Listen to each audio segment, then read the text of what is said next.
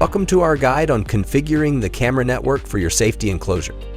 Before we begin the camera network configuration, make sure you have the following items ready: an LP5 laser unit, a safety enclosure, a smartphone, same network that is for both the LP5 and the safety enclosure.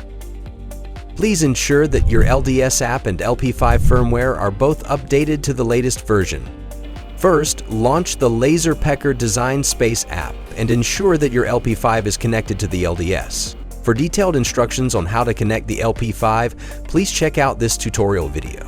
When you power on the safety enclosure for the first time, you will see the camera button light blinking slowly. This indicates that it is in network configuration mode. If the light isn't blinking, press and hold the camera button for 3 seconds until the light starts blinking slowly. Next, click Create on the main page. Then select Camera Snapshot from the toolbar below to add a camera. Click Next and select the Wi-Fi network your LP5 is connected to. Then click Confirm to proceed.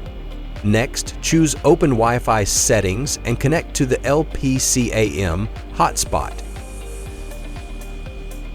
Wait for the camera indicator light to turn solid white, which indicates that the configuration is complete. Afterward, you'll see that the LP5 has disconnected.